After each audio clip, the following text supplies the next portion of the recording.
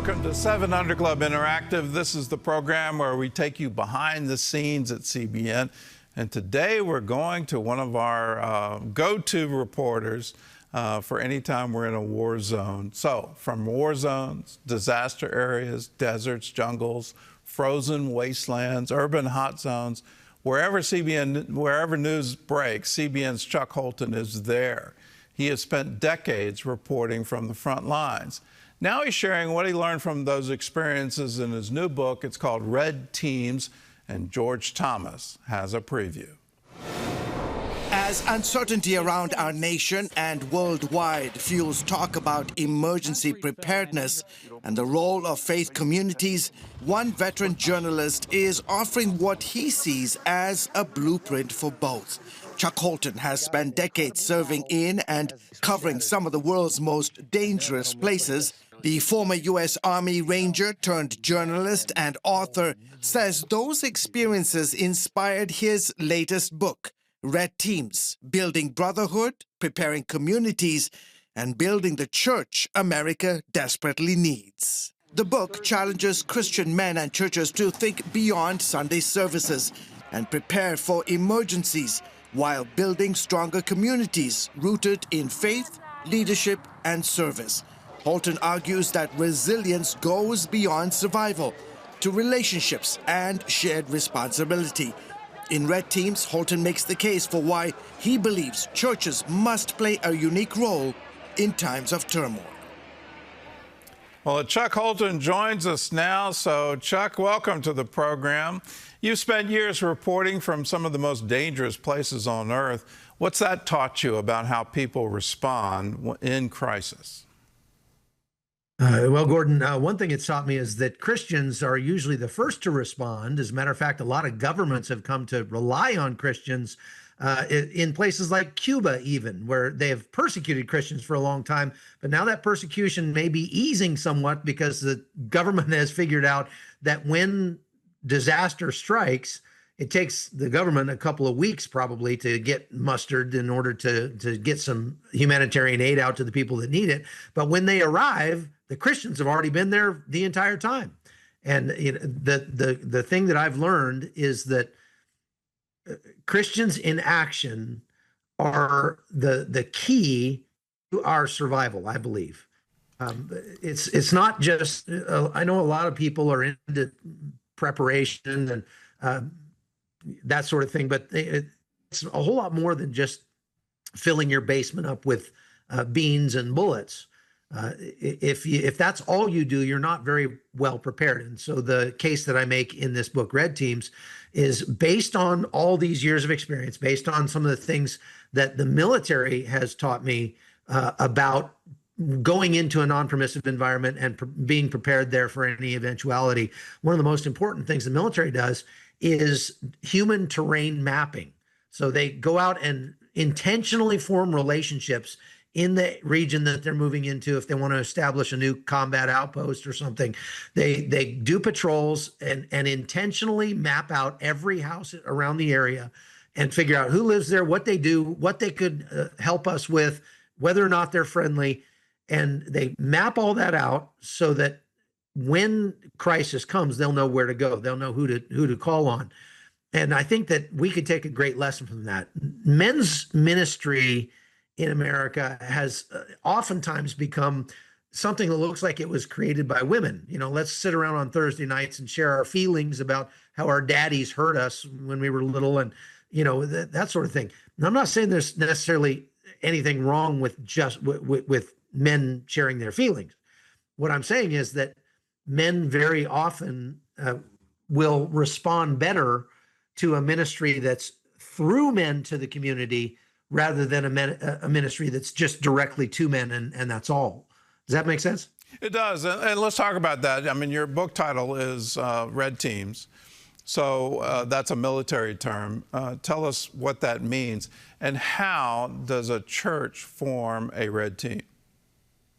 So when the military wants to probe their own weaknesses and figure out where they need to improve, that is they call red team. That's a friendly, guys that are on your side, but you send them out and you say, try to breach our perimeter, try to get through our defenses.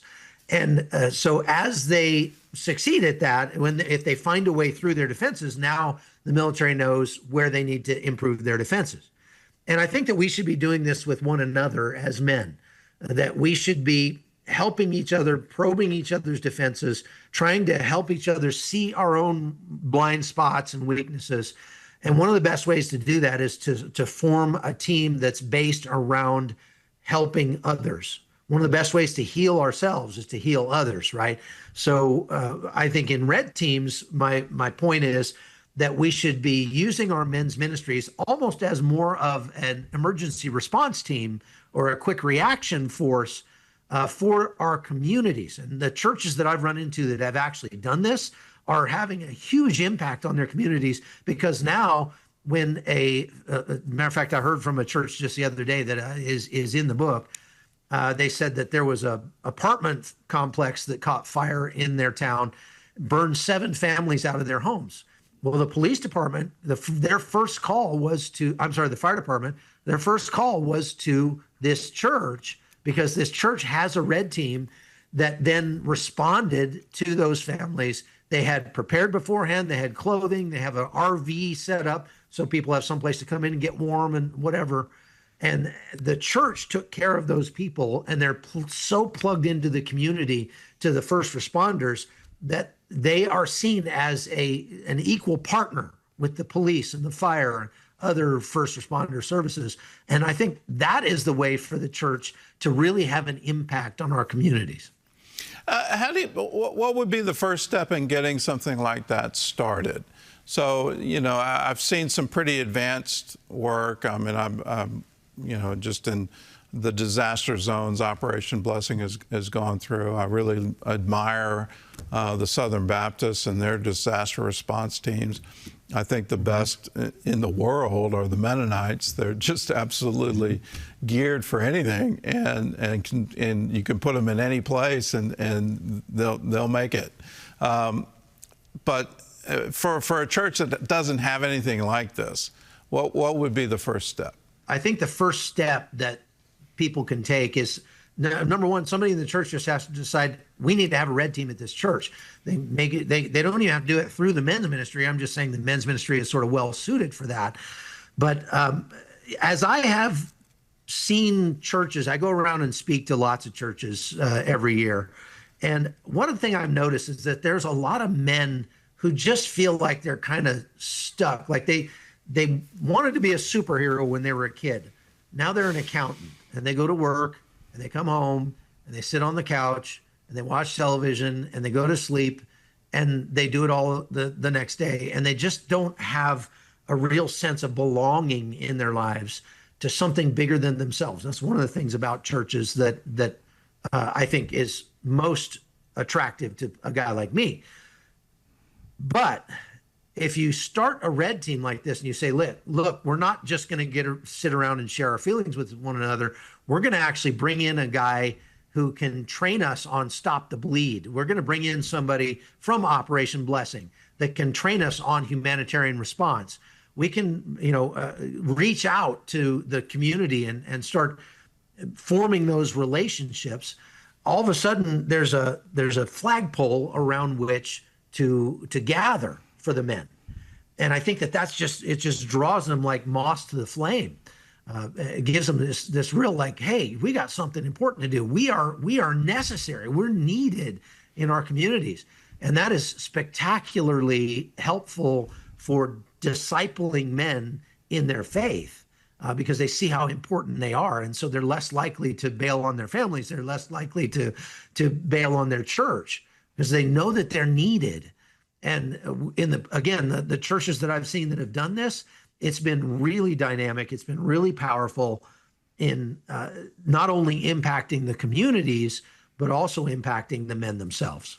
How important is brotherhood to this? Because, obviously as an Army Ranger, you form those bonds as a military unit. You've seen it in crisis situations. That this sort of lone soldier doesn't really make it, but it's in that brotherhood, that community, that you just have incredible strength. So how important is that? Well, I'll just say that the strongest relationships are formed in the fires of battle. There is no friendship like the friendship born of facing hardship and death and misery together. And so, if we want our men's ministries to really bring men together into that kind of a brotherhood, we have to give them a big goal to accomplish. We have to give them some fight to fight. You know, they need a battle to fight.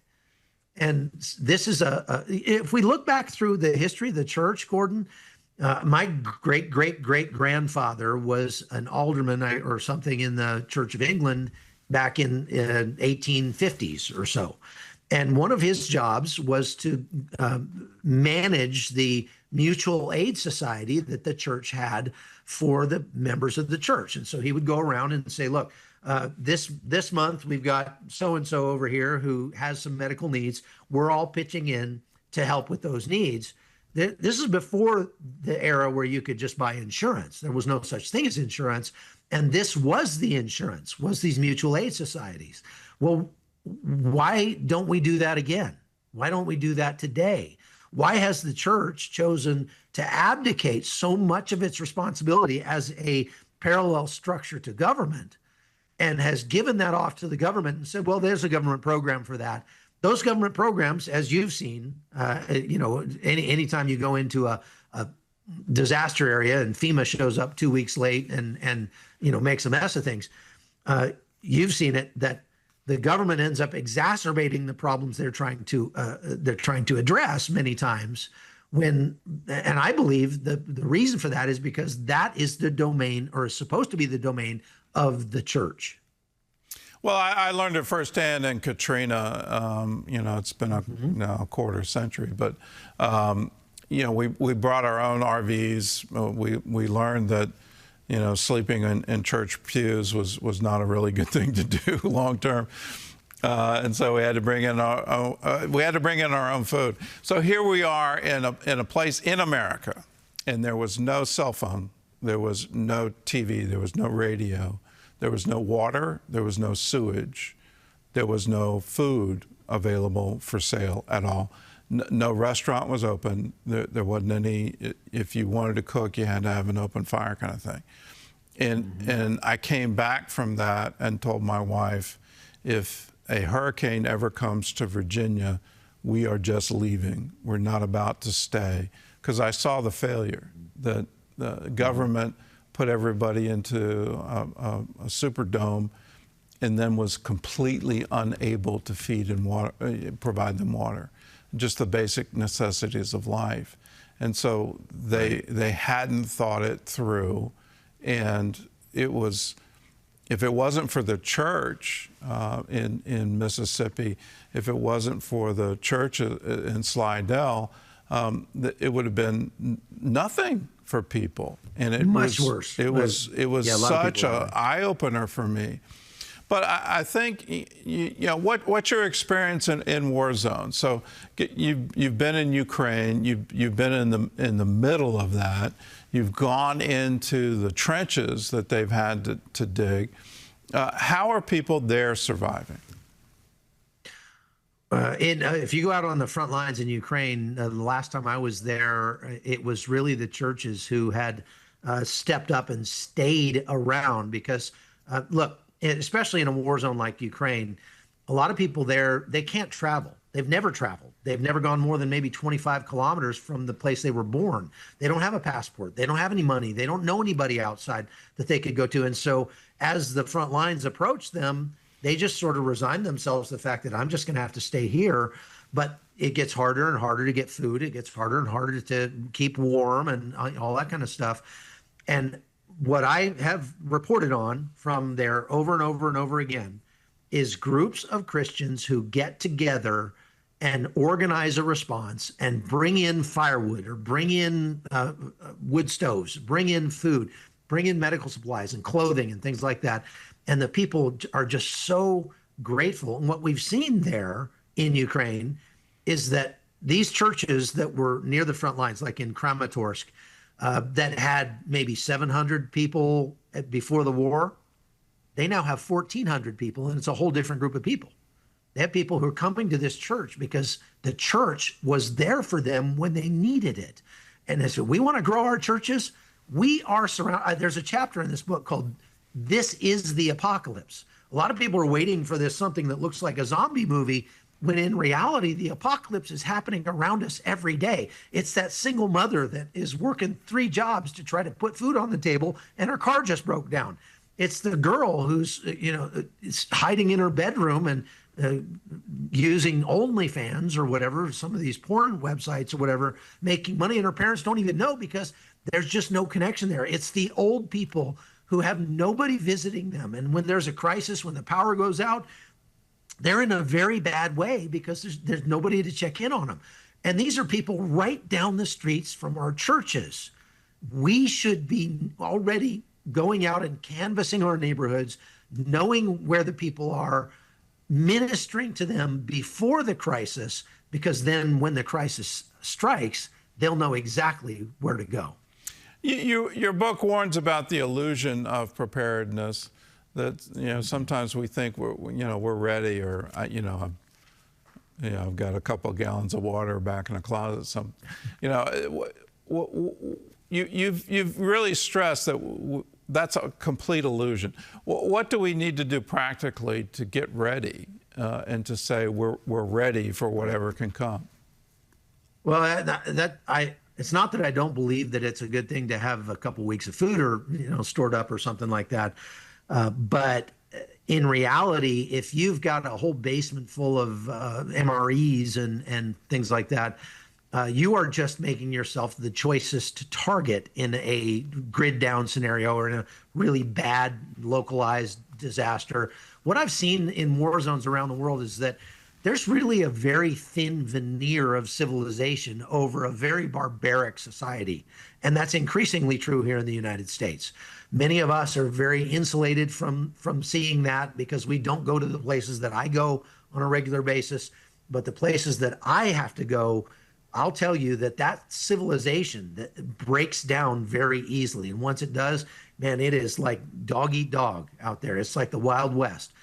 And so in a crisis like that, the most valuable thing we can prepare for ahead of time is forming relationships with the people in our community, with the first responders, with the hospital, with the radio station, with the police, and knowing that we can have a group of people that can band together. That is what builds resilience in a war zone or in a hurricane, either way.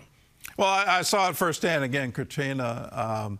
Yep. It was interesting, the contrast between a more rural area of, say, Mississippi and then the center of New Orleans. That turned into the Wild Wild West. That turned into, you don't want to be here at night. You should leave this. If you want to provide relief, come into the city during the day, and then you should leave. And there were armed gangs, and they attacked the police. They attacked the 9th Precinct. And it wasn't until I think it was the 3rd Army, until they moved in, and they literally put snipers up on the roof. I mean, it was really, you got to be kidding me. This is America. And they had to essentially impose martial law on a major city in the United States. It was odd, though. A couple of years later, there was a hurricane, and it hit our neighborhood, and we didn't have power for 2 weeks. And our neighbors, we all got together and said, well, let's just have cookouts. We don't have power, but we can build fires and barbecue a bunch of meat that's going bad from our freezers, and let's have a good time. But in Katrina, those who were prepared, you're absolutely right, they were targets. And it wasn't just targets of neighbors, it was target of the government. The government came in and seized every single generator. Amazing. It just, okay, one particular business, he had $1 million worth of seafood in a warehouse, and he thought he was prepared. He had generators ready to roll, and he was going to keep all, he lost it all. And it was such a sense of civilization being that veneer, and then underneath it, it really was dog eat dog. Everyone was for themselves. And I think what you're pointing out is the absolute need for community, and the church is the place that does that. And it does that That's with exactly a sense right. of brotherhood, and with a sense of you're made in the image of God. I'm here to help you. Together we can get through this crisis. If we separate, it's going to get even worse than we can imagine. But if we're coming into this together, those relationships, all of that needs to be formed before the disaster comes. Right. So, I'll go back to it from just another point. You've given the first step for a church. What would be the first step for a man who says, I should be doing more? I have this sense of need of what's my purpose in life? What do I need to do? For that individual, what's their first step? Well, I mean, go become a member of a church first of all. I mean, that's one of the places where you find community. That's one of the places where you find meaning and purpose for your life. And secondly, understand that churches do this much more efficiently than the government ever could. They bring more accountability. They're much less likely to be exposed to the fraud that we see throughout our government. And there's much less overhead. So as a man, he says, look, I'm tired of just sitting on the couch, surfing the internet. I want something meaningful in my life. What I have found is that the most meaningful thing you can possibly do is to go spread the love of Jesus to other people. And so that's step one. All right. I think step one would be you have to have that relationship with him yourself. Right. If you don't feel loved, you're not going to be able to share love. Right. You've got to have it from the source. You're a student of the Bible. There's some things written in the book of Revelation that have yet to come to pass. I read those and go, we are so not ready. We're so not ready for, and we're seeing the signs. We're seeing the alliances form, the wars, the rumors of wars. I'm seeing democracy under attack, potential breakdown of long-established social orders. We've obviously gotten very comfortable, and it's clear to me we're not ready. But you claim that even though there's a lot of doom and gloom out there, that the finest hour of the church is still ahead. Why do you claim that? Yeah, absolutely. Well, because, Gordon, I don't think the world is going to get more predictable or safer or anything. I mean, as you read the Bible, you see that we're going to have those wars and rumors of wars. We're going to have disasters. We're going to have needs out there, and we're seeing it more and more in our own culture. One of the ways I think we can really help our young men, for example, is to get them involved in something like this. We just ran a camp here at my place for young men this summer, where we were teaching them first responder skills and mechanical skills and construction skills and navigation and wilderness survival and all sorts of things like that. And these are kids, the same kids that I see in high schools that don't give you a lot of hope in the future of America, but you expose them to stuff like that, and they were just locked in. They were so hungry for that. They wanted it so bad. It really restored a lot of my faith in the future of America. If we just could get out and start providing this kind of training to people. And all of that training has a corresponding spiritual value to it. What I mean is, if we're talking about the value of preparedness, of stop the bleed, first aid, being prepared to help people in need. You're helping people understand, helping young men understand that it is so important for you to put other people ahead of yourself, for you to be willing to do the hard things so that the people you care for won't have to. As much we slaughtered chickens and cooked them for dinner one night out here just because these guys think that meat comes from a styrofoam package at the store. And these are skills that are being lost in America that someday we might need again. And so I think it's important for us to again, be red teaming each other and helping each other get better in every way before the crisis comes. Well, you've reported from around the world, and later this week we're going to have a story from you from the southern border. So what can you tell us about that story? What can we expect to see on the 700 Club? Well, pretty amazing. The reporting is just not coming out of the southern border right now, is that there are still people illegally crossing that border. It's not hermetically sealed. We certainly are nowhere near what we were during the Biden administration, but there are still people coming across. And it's the makeup of those people that's most concerning, because they are all exotics. They're people coming in from enemy countries, Iran, Afghanistan, places like that. Russia, a lot of people coming across that way. And I interviewed a guy, a civilian, who came up with a system whereby he's able to identify and track these people as they come into the United States. And he's trying to get law enforcement to work with him to make use of that data. And really what it comes down to is that there are many in government who just don't want to know, and they're just sort of whistling past the graveyard there. So it's a very interesting story that you're not going to hear anywhere else. That is an interesting story. I can't imagine they wouldn't want to know, just because of the threat level that we're all under. And you got bounties being put on the president's son, and it's just what in the world? Yeah. Well, this is California, so. All right. It's a unique state, but we love California. All right. Well, Chuck, thanks for being with us. Thanks for the preview, and thanks so much for the book. And I encourage you at home, be prepared, and be prepared for what's to come. If you read the Bible, as I do, we need to be prepared. And so you can get a copy of this book. It's called Red Teams. In the back of it, it has an essential supply list in Appendix B and what you need to do. I was going through that checklist, and I was reading it, and I'm going, well, I got some work to do here. I got a lot of this stuff, but, hand-powered tools is not on my my list. And you're right, if there's no power, well, now that electrical tool is of no use at all. So right. It's a great read. I encourage you. And again, Chuck, thanks for all you do. Thanks for all the areas you go, all the wonderful stories you bring to us, and thanks for your life. Well, thank you, Gordon, and thank you for your support throughout the years. And I'm very proud to say I work for CBN. All right. Well, we're proud of you. All right. Thank you.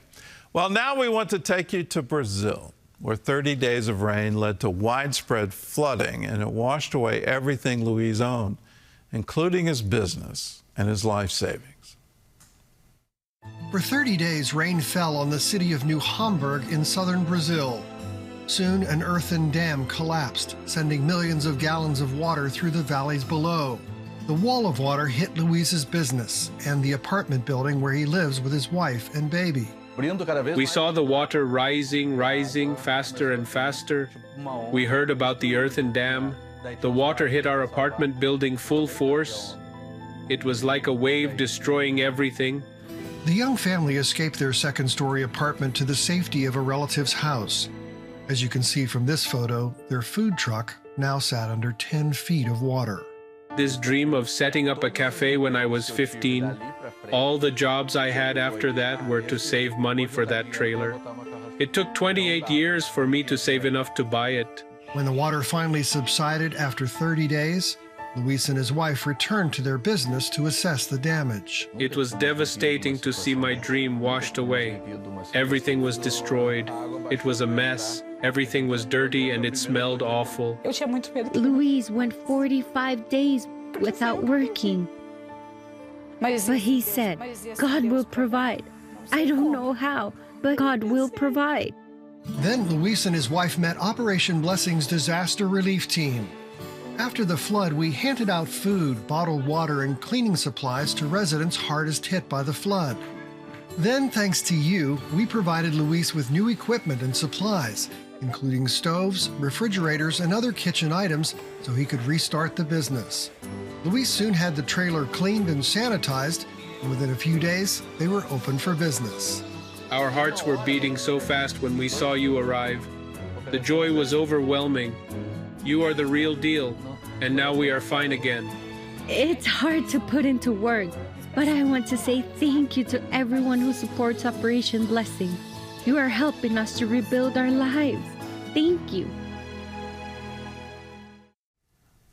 Our motto at Operation Blessing is, when disasters strike, we strike back with love and compassion.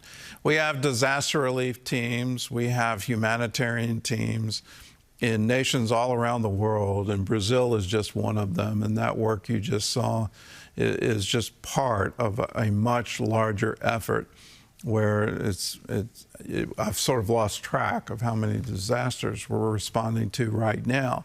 Whether it's floods in Mexico, earthquakes in Colombia, earthquake in Venezuela, the ongoing tragedies of Ukraine. These are areas where we want to reach out with hands of love and compassion and let people know we love them and we want to help them in very tangible ways. If you want to be a part of it, it's real easy. You call this number, 888-777-1999, and say, I want to give to the Operation Blessing Disaster Relief Fund. There's a place on cbn.com on the giving page where you can designate your gift to it. But I encourage you to do it and say, yes, I want to be a part of it. We can't all go to these disaster areas, but we can definitely send, and we can definitely be part of that relief effort and have that blessing of knowing that we're helping people in need. So if that's you, be a part. 888-777-1999. Well, we close with a word from the book of Jeremiah. I will make you a wall to this people, a fortified wall of bronze. They will fight against you, but will not overcome you. For I am with you to rescue and save you, declares the Lord your God. God bless you. We'll see you again next week.